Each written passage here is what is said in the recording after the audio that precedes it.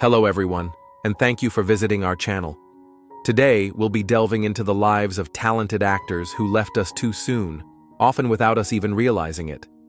From Hollywood icons to rising stars, these individuals made significant contributions to the world of entertainment before their untimely passing. Before we begin, we ask for your support. If this video or their legacy has touched your life, please like it as a sign of respect. Thank you. Now let's begin. It has become the most famous unfinished record in rock history. The music Brian Wilson was a legendary American musician, born on June 20th, 1942 in Inglewood, California. As the visionary co-founder of the Beach Boys, Wilson revolutionized pop music with his intricate harmonies and groundbreaking production techniques. His genius was fully realized in the creation of Pet Sounds, 1966, an album often hailed as one of the greatest ever recorded, and timeless hits like Good Vibrations, California Girls, and God Only Knows. Behind the radiant melodies, however, Wilson faced a lifelong struggle with mental illness. Diagnosed with schizoaffective disorder and mild manic depression, he battled anxiety, substance abuse, and periods of profound isolation. His intense creativity was both a gift and a burden, leading to breakdowns that required psychiatric care. In the 1980s, with the unwavering support of his second wife, Melinda Ledbetter, Wilson slowly rebuilt his life and returned to music, completing the long-delayed Smile project and reuniting with the Beach Boys for special tours. Tragically, Wilson passed away on June 11, 2025, at the age of 82, after years of declining health complicated by dementia, which led his family to seek conservatorship in 2024 following Melinda's death. His passing was confirmed by his family in a heartfelt statement shared publicly. At the time of his death, Wilson left behind an estimated $100 million fortune, carefully managed through trusts for his 7 children. His music remains a beacon of beauty, resilience, and unmatched creative spirit for generations to come.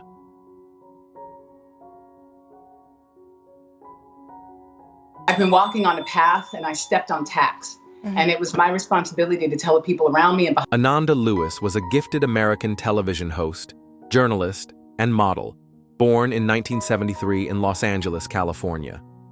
Rising from a challenging childhood marked by her parents' divorce and early struggles with her mother, she pursued her passion for the arts, eventually graduating from Howard University in 1995.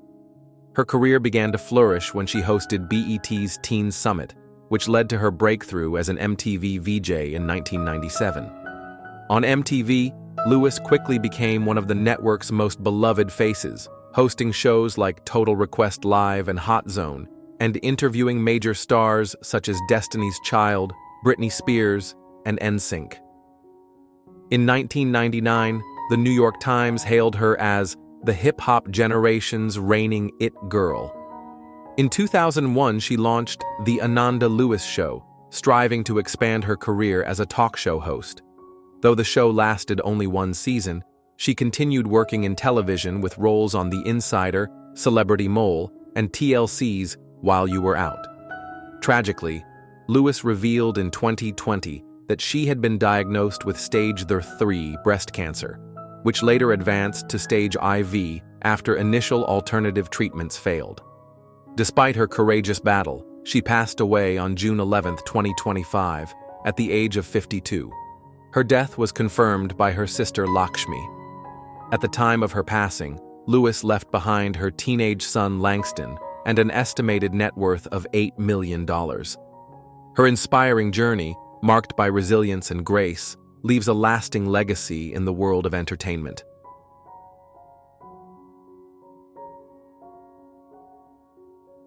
They built the Coliseum for our show with Franco Dragón, with the Cirque du Soleil. Celine Dion is going to... Breaking news. How did Celine Dion survive heartbreak, loss, and illness to become a living legend? There are voices that simply touch the soul. And then, there is Celine Dion, the woman whose voice carried the story of Titanic across oceans of hearts. But behind the breathtaking success, behind the dazzling lights of Las Vegas, lies a story of profound love, devastating loss, and an unyielding fight against fate itself. Before we begin, we invite you to share your own memories of Celine Dion. Which of her songs has touched your heart the most? Please share your feelings in the comments below. Your stories keep her legacy alive. Celine Dion's journey is nothing short of extraordinary. She was born in 1968 in the small town of Charlemagne, Quebec. The youngest of 14 children, she grew up surrounded by music and family warmth. Her parents, though of modest means, nurtured their children's artistic talents, filling the house with song. The little girl named after a song was destined to sing her own someday. At just 12 years old, her life took a fateful turn. Her brother sent a demo tape to René Angélil, a respected music manager in Canada. When René heard the young girl's voice, he recognized something divine. He was so convinced of her rare gift that he mortgaged his own house to fund her first album. That leap of faith would alter both of their lives forever. Celine's first taste of international success came not long after. At only 14, she won the gold medal at the Yamaha World Popular Song Festival in Tokyo, performing before 115 million viewers. Her soaring vocals captivated audiences far beyond Quebec, marking the birth of a global star. In the years that followed, Celine conquered French-speaking audiences in Canada and France, becoming the first Canadian artist to win a gold record in France in 1983. By 1988, she had risen to international prominence by winning the Eurovision Song Contest, representing Switzerland, with a stunning performance watched by 600 million people worldwide. But it was in 1991 that her career entered the stratosphere. The duet Beauty and the Beast, performed with Peabo Bryson, became her first Grammy-winning hit and won an Oscar for Best Original Song. This was only the beginning. Her fame exploded on a global scale with her English-language albums. The Color of My Love, Falling Into You, and Let's Talk About Love sold tens of millions of copies each. Her voice was everywhere, on radios, in movies, in countless hearts. Then came the moment that would forever define her career. In 1997, as James Cameron's Titanic sailed into theaters and history, Celine's haunting ballad, My Heart Will Go On, swept across the world like a tidal wave of emotion. The song topped charts in more than 25 countries. It won the Academy Award, the Golden Globe, and multiple Grammy Awards. But beyond accolades, it became an anthem of love and loss, forever linking Celine's voice to one of cinema's most unforgettable stories. At the peak of her stardom, Celine married the man who had discovered and guided her, René Angélil. Their wedding in Montreal's Notre Dame Basilica was a fairy tale brought to life. Despite public scrutiny about their 26-year age difference, Celine was only 19 when their romance began, René 45. They always maintained their relationship was built on respect, trust, and a profound bond of love. Yet, even as the world celebrated her triumphs, life was preparing unimaginable trials for her. In the late 1990s, René was diagnosed with throat cancer. Though he initially recovered, the specter of illness haunted their family for years. Still, Celine stood by him, continuing to perform while balancing the roles of devoted wife, mother, and superstar. In 2016, the unthinkable happened. On January 14th, René lost his long battle with cancer. Just 2 days later, Celine's brother Daniel also passed away. The back-to-back tragedies plunged her into unspeakable grief. The world mourned with her. Fans across the globe watched as Celine stood before René's casket at Notre Dame Basilica, the very church where they had exchanged vows decades earlier. The woman whose voice had comforted so many now needed comfort herself. But in her darkest hour, Celine made a choice. The show would go on. Only weeks after burying her husband, she returned to the stage at Caesar's Palace in Las Vegas. Tears in her eyes, but her voice unwavering, she sang for the audience that had stood by her for decades. At the Billboard Music Awards that same year, she received the Icon Award. Her eldest son, René Charles, presented it to her. The tender embrace between mother and son became one of the most moving moments in award show history. Celine's resilience became a beacon of hope.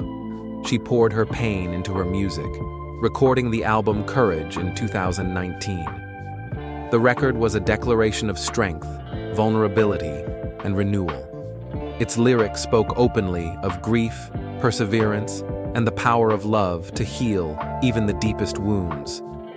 But fate was not done testing her. In 2022, Celine revealed she was battling a rare and debilitating condition: stiff person syndrome, a neurological disorder that causes severe muscle spasms and limits mobility. The illness forced her to postpone and eventually cancel numerous performances. For a woman whose life was built on live performance, the loss was devastating.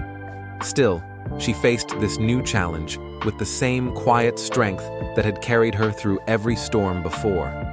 In 2024, she released an intimate documentary, I Am Celine Dion, on Prime Video, sharing her battle with the world. Through tears, laughter, and moments of raw honesty, she let audiences witness her vulnerability, but also her fierce determination to continue living with grace, dignity, and hope. Despite her ongoing health struggles, Celine's legacy shines brighter than ever. Her voice has sold over 200 million records. She has won 5 Grammy Awards, 2 Academy Awards, 7 Billboard Music Awards, and numerous Juno and Felix Awards. She holds the record for the highest-grossing Las Vegas residency of all time, with more than 1,100 sold-out shows that redefined the entertainment industry in the city. Her business acumen is equally remarkable. Beyond music, she has built an empire that includes fragrances, fashion lines, restaurants, and real estate. As of 2025, her estimated net worth stands between $550 and $800 million. But her greatest riches are not counted in dollars, but in the millions of hearts she has touched across generations. At home, she remains a devoted mother to her 3 children, René Charles, Nelson, and Eddie. Her late husband's vision continues to guide her, as she nurtures both her family and her enduring legacy. Celine Dion's story is not merely one of talent, but of unimaginable endurance. She has known towering success and unspeakable loss. She has stood on the highest stages in the world and walked through the darkest valleys of grief. And through it all, she has remained authentic, vulnerable, powerful. Her voice will forever echo as one of the most beautiful sounds in the history of popular music. But perhaps her greatest gift is the lesson she leaves behind, that even in the face of heartbreak, illness, and tragedy, we can rise, we can carry on, we can sing. Now, we would love to hear from you. What is your favorite memory of Celine Dion? Which song has given you comfort, inspiration, or joy? Please share your thoughts and memories in the comments. And if you enjoyed this tribute, don't forget to like this video, subscribe to our channel, and join us as we continue to honor the legends who have touched our hearts.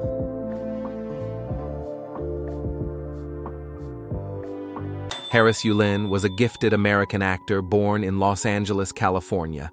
He built a remarkable career spanning decades, becoming a familiar face in both film and television. Yulin captivated audiences with his powerful performances in acclaimed films such as Scarface, Clear and Present Danger, and Ghostbusters 2. On television, he appeared in popular series like Ozark, Buffy the Vampire Slayer, Nikita, and Unbreakable Kimmy Schmidt, showcasing his extraordinary range and depth as a character actor. Throughout his long career, Yulin remained dedicated to his craft, continuously taking on diverse roles well into his 80s. One of his final projects was the MGM Plus comedy series, American Classic, where he was set to portray Linus, the aging artistic director of a family-run theater. His enduring passion for acting reflected not only his talent, but also his unwavering commitment to storytelling. Tragically, Harris Yulin passed away on June 10, 2025, at the age of 86. His passing was confirmed by media reports, though the exact cause of death was not publicly disclosed. At the time of his death, Yulin's net worth was estimated at $4 million, accumulated through his prolific work in the entertainment industry. His enduring performances leave behind a rich legacy that continues to inspire actors and audiences alike, honoring a lifetime dedicated to the art of cinema and television.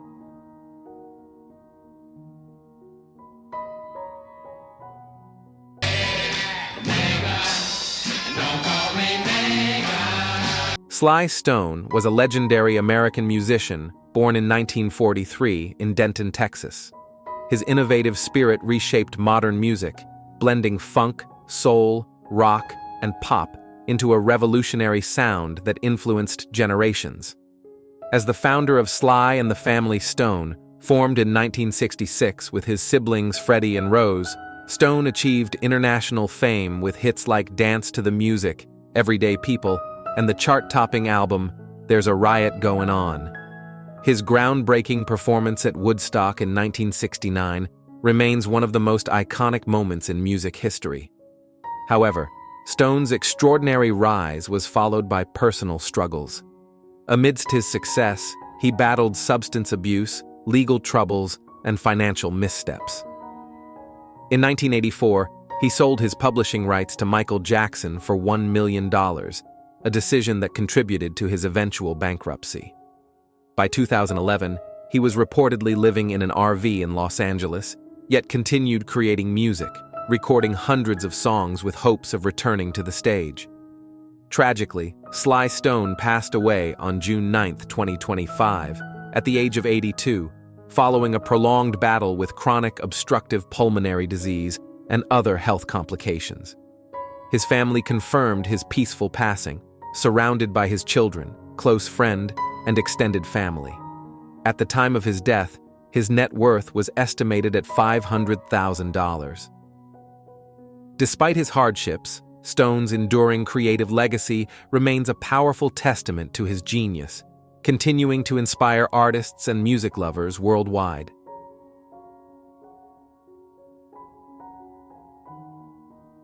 How to take the fall and land on my elbows and my knees, which is why I have two falls. Chris Robinson was a talented American actor born on November 5, 1938, in West Palm Beach, Florida.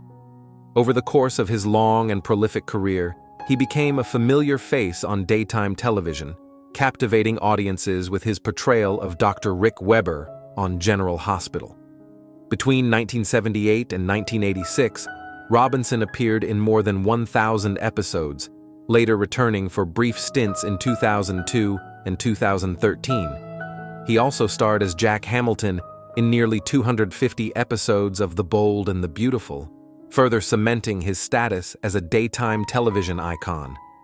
Beyond soap operas, Robinson's work extended into primetime television and film, sharing the screen with stars like Mickey Rooney, Charlton Heston, and Bruce Dern. He also left a lasting mark on pop culture as the face of a 1984 Vicks Formula 44 commercial, where he famously delivered the now iconic line, "I'm not a doctor, but I play one on TV." Despite his success, Robinson faced personal challenges. In 1985, he pleaded guilty to federal tax evasion, but avoided lengthy incarceration by serving his sentence on nights and weekends while continuing to film General Hospital.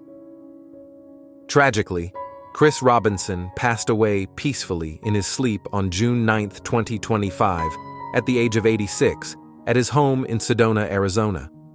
His passing was confirmed by filmmaker and friend Michael Jason Allen.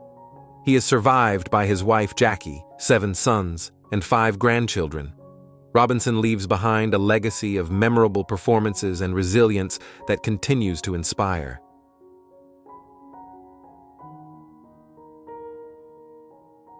My days and nights will be living, you go. Wayne Lewis was a talented American singer and songwriter born on April 13, 1957. As a founding member of the R&B band Atlantic Starr, he helped shape the sound of contemporary R&B and soul for generations to come. Formed in 1976 in White Plains, New York, alongside his brothers David and Jonathan, Wayne's powerful vocals and musical vision led the group to worldwide fame. Their timeless hits, including Always, which reached #1 on the Billboard Hot 100, as well as Secret Lovers, Masterpiece, and Circles, became defining love anthems of the 1980s and 1990s. Despite the group's massive success, Atlantic Starr faced challenges as the music industry shifted. After parting ways with major labels like Warner Brothers, the band continued to persevere, releasing new music and performing for devoted fans well into the 2010s. Wayne's passion for music never faded, and his dedication kept the group alive for over 4 decades, culminating in their 2017 album, Metamorphosis. Tragically, Wayne Lewis passed away on June 5, 2025, at the age of 68. His death was announced by Atlantic Starr through a heartfelt statement, though the cause of death was not disclosed. Until his final days, Wayne remained active with the band, performing alongside his brother Jonathan, Melissa Pierce, and Shama Carter. His soulful voice and enduring contributions leave behind a rich legacy, forever cherished by fans and fellow artists around the world.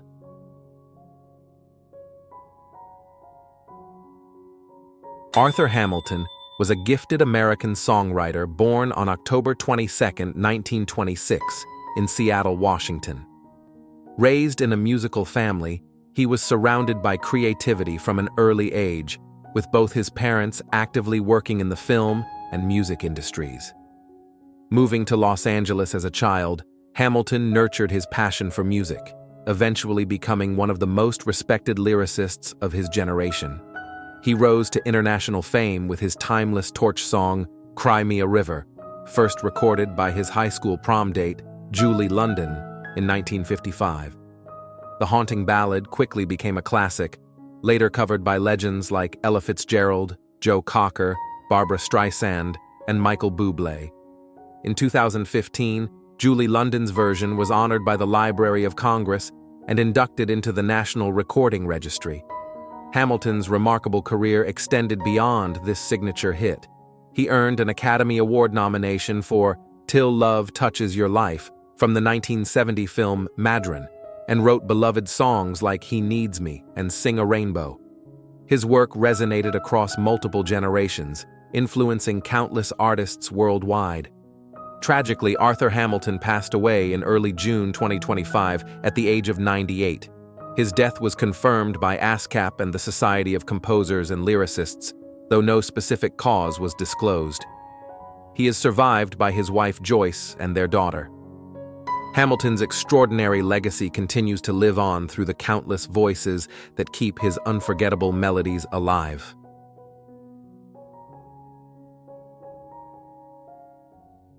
As a kid, I would wander around the Evanston Library, and then I would visit my... Edmund White was a groundbreaking American author born in 1940 in Cincinnati, Ohio. From a young age, he struggled with his identity, growing up in a fractured household marked by emotional distance and inner turmoil. Despite these early hardships, he found solace in literature, immersing himself in the works of writers like Thomas Mann and Václav Nijinsky, which helped him piece together his emerging sense of self. White rose to prominence in the 1970s as one of the first openly gay authors to chronicle the gay experience with unflinching honesty and literary brilliance. His autobiographical novel, A Boy's Own Story, became a landmark work, followed by The Beautiful Room is Empty and The Farewell Symphony, forming a trilogy that captured the arc of gay life across decades. He also authored biographies of Jean Genet, Marcel Proust, and Arthur Rimbaud, and collaborated on the influential The Joy of Gay Sex. Throughout his life, White faced the devastation of the AIDS epidemic, losing close friends and witnessing immense suffering.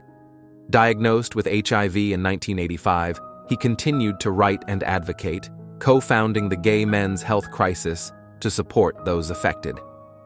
In 2019, his immense contributions were honored with the National Book Award Medal for Lifetime Achievement.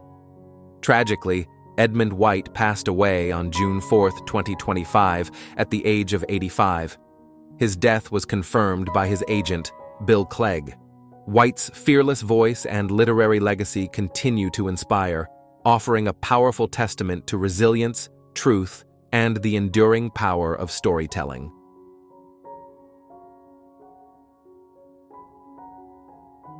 On my death, I would like to pass the land on to you, Dale, for all the help you've given me. Jonathan Joss was a talented American actor born in 1965.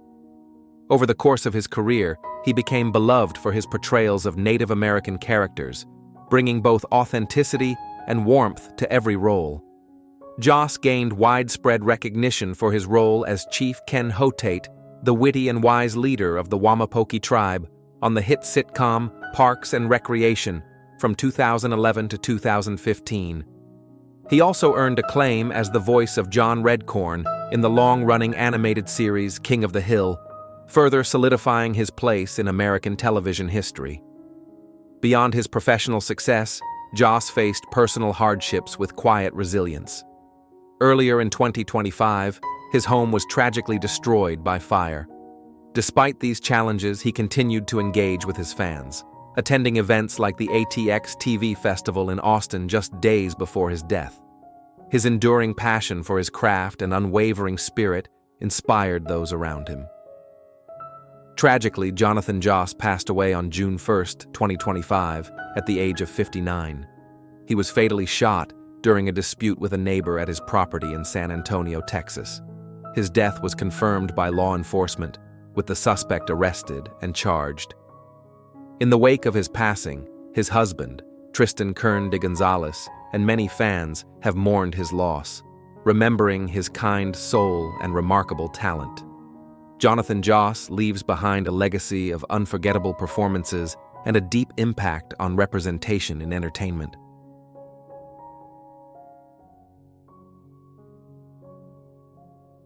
James Lowe was a gifted American singer, born on March 5, 1943, in San Luis Obispo, California. From humble beginnings, he became the distinctive voice of the Electric Prunes, one of the pioneering bands of psychedelic rock. Formed in Los Angeles in 1965, the band captured lightning in a bottle with their 1966 hit, "I Had Too Much to Dream," Last Night, which climbed to number 11 on the US charts and would later be immortalized on the cult classic compilation Nuggets. Though their fame was brief, the Electric Prunes made an indelible mark on rock history. Their experimental album Mass in F minor, blending psychedelic pop with Gregorian chant, produced Kyrie Ellison, featured in the iconic 1969 film Easy Rider. Lowe candidly admitted that much of the band's early days involved learning their instruments as they performed, embodying a raw creative spirit that resonated with generations of musicians to come. After leaving the band in 1968, Lowe transitioned into a successful career as a recording engineer, contributing to albums by Todd Rundgren's Nas and the early works of Sparks. Later, in the 1990s, he reunited with former bandmates as renewed interest in their music flourished. Speaking of his return to music, Lowe once said, "Take away the profit motive and all that greed, and you get back to trying to make a good record." Tragically, James Lowe passed away on June 2, 2025, at the age of 82, from natural causes. His family confirmed the news, honoring his legacy of sound, love, and boundless creativity. Just finished an album of his own, which I had the pleasure of playing on. We're going to do a song from it right now. He's an excellent writer and guitar. Rick Derringer was a remarkably gifted American guitarist and songwriter, born in 1948 in Fort Recovery, Ohio. From an early age, his extraordinary talent was undeniable. At just 9 years old, he mastered the guitar with an instinctive ease that would define his lifelong relationship with music.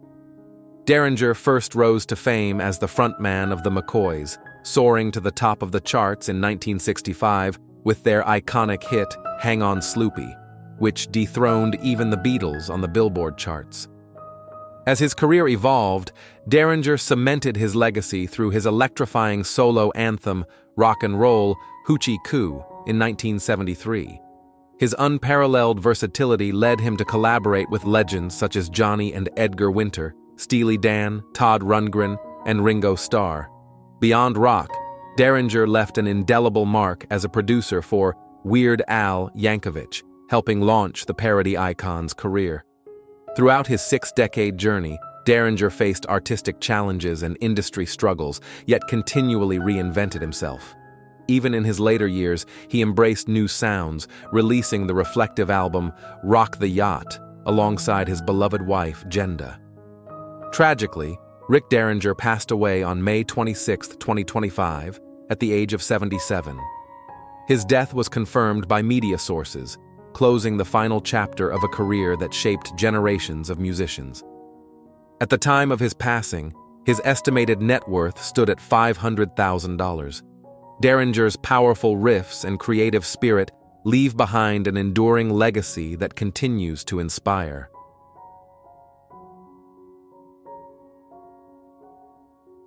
The funny thing is that after the movie, I bought James Hong's home in Eagle Rock. Peter Kwong was a gifted Chinese-American actor and martial artist born on April 9, 1952.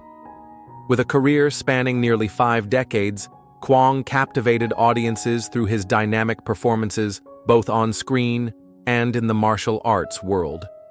He rose to prominence in 1986, portraying Rain, one of the iconic 3 storms, in John Carpenter's cult classic Big Trouble in Little China, a role that remains etched in the hearts of fans worldwide.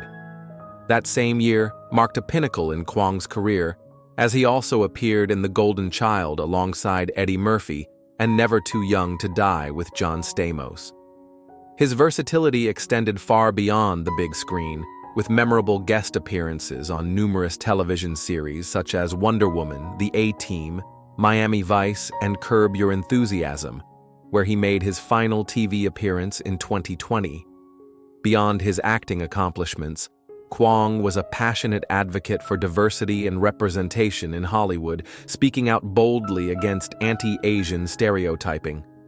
He served with dedication on the SAG National Board of Directors, AFTRA, and the Academy of Motion Picture Arts and Sciences, championing inclusion throughout his career. Tragically, Peter Kwong passed away in his sleep on May 28, 2025, at the age of 73. His death was confirmed by his representatives. Though no financial details were disclosed, his true legacy lies in his enduring fight for equality and his unforgettable contributions to film and television.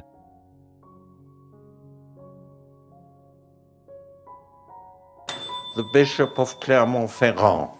It's a very steep street up to the... Marcel Ophuls was a groundbreaking French-American documentarian born on November 1, 1927, in Frankfurt, Germany. Son of acclaimed director Max Ophuls, Marcel inherited a profound passion for storytelling that would shape his lifelong mission to confront history's most uncomfortable truths. Fleeing Nazi persecution, his family resettled in the United States, where young Marcel grew up deeply aware of the fragility of freedom and justice. Ophuls rose to international acclaim with The Sorrow and the Pity, 1969, a searing 4-hour examination of France's moral reckoning during Nazi occupation. The film, which took over 2 years and 60 hours of interviews to complete, was so controversial that it remained banned in France for 12 years. His fearless pursuit of historical accuracy continued with Hotel Terminus, 1988, chronicling the life of Nazi war criminal Klaus Barbie. The film earned Ophuls an Academy Award and cemented his place among the most respected voices in documentary cinema. Tragically, Marcel Ophuls passed away peacefully in his home in southern France on May 26, 2025, at the age of 97. His grandson, Andreas Benjamin Seifert, confirmed his passing. At the time of his death, Ophuls had amassed an estimated net worth of $10 million, though his true wealth lay in his enduring contributions to historical memory and human rights advocacy. His documentaries remain timeless pillars of truth, ensuring that the shadows of the past are never forgotten, and future generations continue to learn from history's most painful lessons.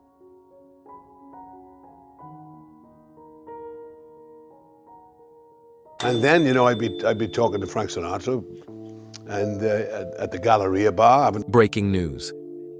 Why does a man who sold over 100 million records, stood on the world's grandest stages, and was knighted by the Queen still carry such profound sadness?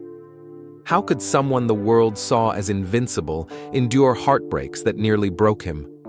Today, we dive deep into the life of Tom Jones, a voice the world adores, but a soul who has weathered storms most can't imagine. Before we begin, tell us in the comments, which Tom Jones song holds the deepest meaning for you? We want to hear your personal stories and memories. And if you're new here, don't forget to subscribe so you won't miss our next emotional journey. Born as Thomas John Woodward on June 7, 1940, in a modest home in Treforest, Wales, Tom's story didn't begin with luxury or privilege. His father, Thomas Woodward, was a coal miner, and his mother, Frida, held the family together. From a young age, it was clear that Tom carried something extraordinary within him. That powerful voice, rich, full-throated, and unmistakably unique, was his beacon from the very beginning. But his early years were far from easy. At just 12 years old, Tom was struck with tuberculosis, a life-threatening illness that forced him into isolation for 2 long years. Confined to bed, trapped in silence while his friends played outside, it was during these lonely years that music became his sanctuary. He once said, "I spent 2 years in bed recovering. It was the worst time of my life." But within that despair, he found purpose, immersing himself in music and art, planting the seeds for a destiny that would one day captivate millions. At only 16, life handed him another life-altering turn. His teenage sweetheart, Melinda Rose Trenchard, Linda, became pregnant. In 1957, the young couple married in a rushed ceremony, bonded not just by love, but by the weight of responsibility. Their son Mark arrived shortly after. To provide for his new family, Tom worked menial jobs, construction, a glove factory, far from the bright lights he would one day command. But even amidst exhaustion, his voice never failed him. Everything changed in 1963 when Tom became the frontman of Tommy Scott and the Senators. His life took a decisive turn when Gordon Mills discovered him, changed his name to Tom Jones, and pushed him onto the London music scene. It was Mills who saw the global star trapped inside the young Welshman. Then, in 1965, destiny knocked. His second single, It's Not Unusual, became an international phenomenon. It skyrocketed to #1 in the UK and cracked the top 10 in the US. Suddenly, Tom Jones wasn't just a local talent, he was a global sensation. His raw charisma, velvet baritone, and infectious stage presence ignited audiences worldwide. The hits kept rolling. Delilah, Green Green Grass of Home, and What's New Pussycat became cultural anthems. In 1966, his meteoric rise was crowned with the Grammy Award for Best New Artist. He wasn't just making music, he was defining an era. As the spotlight grew brighter, so did his circle of legendary connections. In 1965, while filming at Paramount Studios, Tom met Elvis Presley, the king of rock and roll. The two quickly became close friends, forging a bond that lasted until Elvis's tragic passing in 1977. Yet behind the curtain of glittering success, Tom's personal life unraveled into a web of temptations and betrayals. Despite his enduring love for Linda, his worldwide fame attracted countless affairs. Publicly, he admitted to sleeping with up to 250 women a year during his prime. The most haunting of these encounters involved actress Cassandra Peterson, better known as Elvira, Mistress of the Dark. She revealed a traumatic experience, claiming she lost her virginity to Tom under painful circumstances that required medical intervention. "It left me in physical agony requiring stitches," she recounted, casting a dark shadow over his public persona. Other affairs with high-profile women like Mary Wilson, Charlotte Laws, and Marjorie Wallace only fueled the controversy. In 1987, a brief affair with model Catherine Berkery resulted in a child, Jonathan Berkery. After years of legal battles and DNA testing, Tom was confirmed as the father, but chose not to have any relationship with the child, a decision that continues to spark criticism. Amid his booming career, Tom faced financial challenges too. In 1974, when the UK government imposed a 98% income tax, he fled to Los Angeles, becoming a tax exile. In 1976, he purchased Dean Martin's mansion, a grand home that embodied both his success and his complicated choices. Professionally, Tom reinvented himself again and again. In 1989, he was honored with a star on the Hollywood Walk of Fame. Throughout the 1990s, collaborations with greats like Van Morrison and appearances in films like Mars Attacks introduced him to younger generations. His energetic performance of Sex Bomb in 1999 became another worldwide hit, proving his enduring relevance. In 2000, Tom sang at the White House Millennium Celebration at the invitation of President Bill Clinton, cementing his place as an international icon. That same year, he was awarded the Brit Award for Best British Male. But perhaps his most humbling moment came in 2006, when Queen Elizabeth II knighted him at Buckingham Palace. Tom described the moment as, "the best thing I have had. It's a wonderful feeling, a heady feeling." He was now Sir Tom Jones, a title that honored not just his voice, but his resilience. Throughout the 2000s, Tom remained prolific. He collaborated with artists like John Farnham, Wyclef Jean, and the Pussycat Dolls. He sang national anthems at some of boxing's biggest matches, adding grandeur to events like the Mayweather-Hatton and Pacquiao-Hatton fights. However, tragedy would once again invade his personal life. In 2016, Linda, his steadfast partner for nearly 6 decades, passed away from cancer. Her death shattered Tom. They had weathered every storm together. Young parenthood, his betrayals, fame's chaos. But now, he faced the world alone. In her final days, Linda made a request that would echo through Tom's heart forever. She told him, "You can't crumble with me. Don't fall with me now. You've done everything you can. You must carry on and do what you do." Overwhelmed with grief but honoring her words, Tom sold their Los Angeles mansion and moved to a modest apartment in London. In his pain, he turned again to music, this time with raw vulnerability. His 2010 album Praise and Blame was a bold departure into gospel and blues, produced with spiritual intensity. But not everyone embraced the change. Island Records executive David Sharp mocked the project in leaked emails, calling it some sick joke. The betrayal cut deep, but Tom stood firm. Against expectations, Praise and Blame debuted at number 2 on the UK albums chart, reaffirming his connection with fans who saw past the scandals to the man beneath. In 2012, Tom joined The Voice UK as a coach, passing his wisdom to younger artists. It was a new chapter where his experience became a guiding light for others. Even after being unexpectedly dropped by the BBC in 2016, Tom voiced his frustration publicly, but remained dignified. His return to the show in 2017 was greeted with cheers, a testament to his undiminished popularity.